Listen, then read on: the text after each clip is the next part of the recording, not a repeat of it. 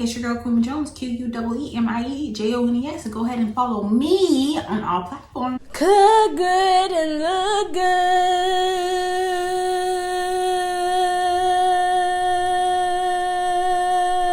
This content is not made for ages under 18. Thank you. Bye. What's up? It's your girl, Queen Jones, back live in the flesh. And yes, to be honest with you, it's another story time, my guy.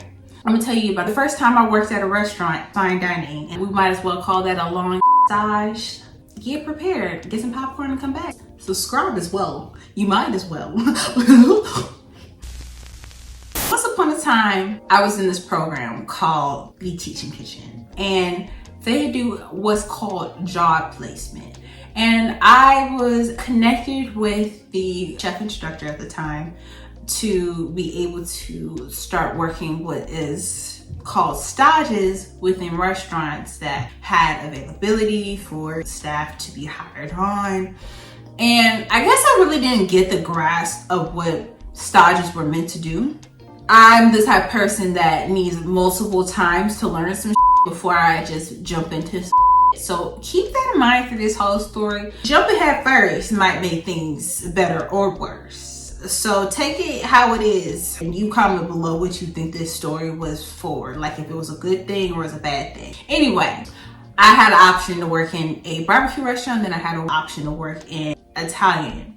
What happened was, obviously the barbecue restaurant didn't end up coordinating, so I ended up working at SRV. Chef Michael and Chef Kevin are the owners of SRV, and they gave me an opportunity to work with their restaurant as a stage. So I thought you worked a stage for like, 2-3 weeks, you know what I'm saying? I'm told like, you work a stage until they feel comfortable enough that you're gonna be doing good in the kitchen. You don't have to get paid for it. It's pretty much voluntary work. I thought that's what you just did, get the feeling to function.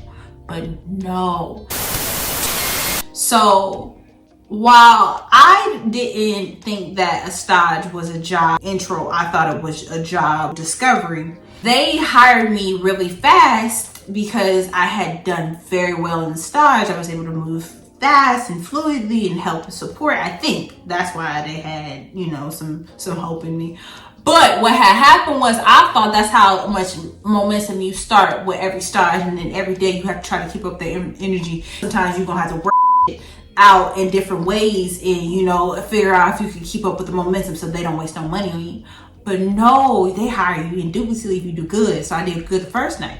Got hired, had to come back probably I think a week or two later, but I got the dates wrong and I thought it was 2 weeks later, and they was like, I'm expecting you today and I can't wait to see you. I didn't have things in check. It was horrible, but I got there and I was able to work the first night. And at the first night, my throat was in my mouth, you know what I'm saying? I could taste my heartbeat. And it was one of those things like, I was not expecting that level of intensity because I had just worked, but they didn't have me work a full shift. And that's, again, I thought what stages were is like, again, intros. And I even thought when I got hired, they were going to just kind of keep on testing me. They had told me what they were going to pay me an hour. And I was like, okay. But I was like, again, this is trial based. But I just kept on feeling like I was tasting my heartbeats. So throughout the night, I'm pushing, and I didn't really know what was going on. It's like, do this, do that, do this. And I was like, oh my God, I think I'm gonna need to get more hydrated for this. They prepared me for working in kitchens, but at community service, it's quiet as hell without.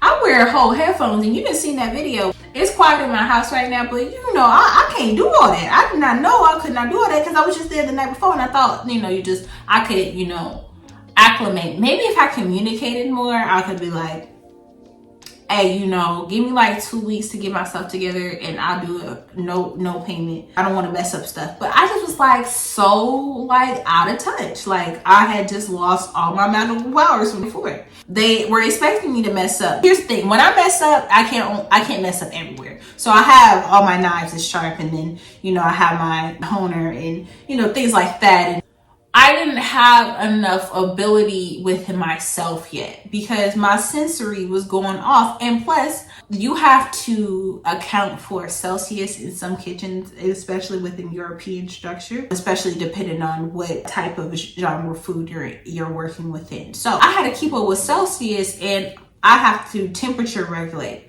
an alley kitchen to temperature regulate and not look hyper, crackheadish, I was really just not ready. So that was probably 3-4 days. I think I lasted there for a week. No, I wouldn't do myself like that. I think I did 2 weeks well. Maybe a week.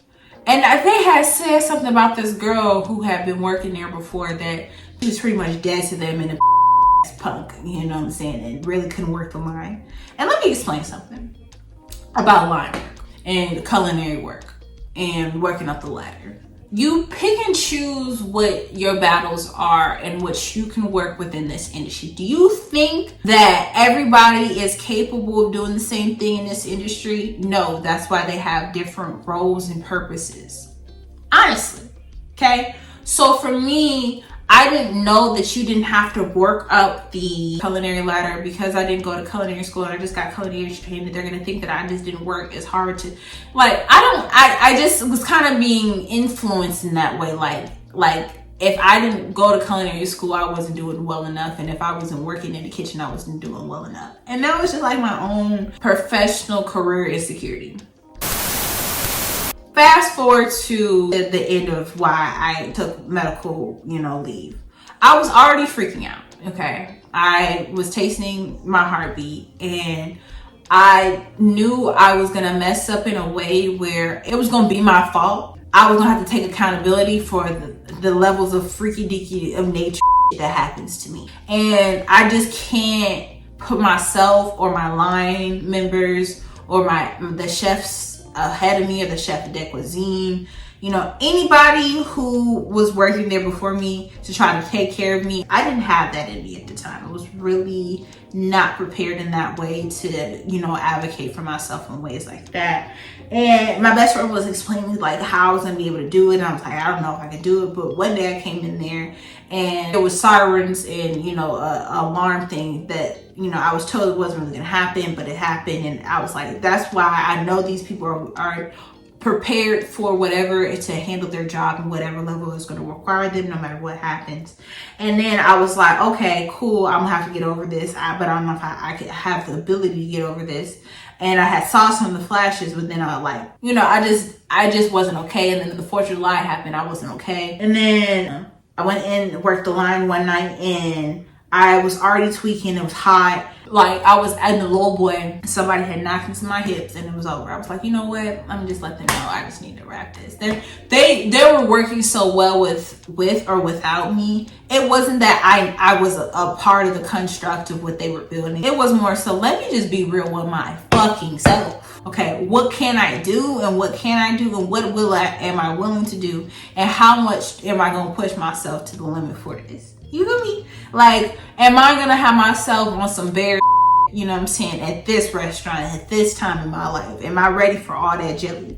No, I wasn't. And I think when I worked at SRV, fast forward, that it taught me so much, like, know your limitations and know how you can be able to elevate from that. I probably could have been like, hey, let me talk to y'all right quick. I have seizures and whatnot, and I need y'all to be aware. You see me looking up and trying to figure out what's going on is because I'm trying to make sure I'm processing fast enough for some of my neurodivergence and, and I'm not trying to use that excuse. I'm willing not to get paid for the things that, I fuck up or, or I'm willing to take times to just, educate myself with unpaid clearance, and just sign waivers and contracts because I needed the educational aspect of what SRV gave me, which is how to be able to keep yourself going in circumstances that are not going to actually be tailored towards you.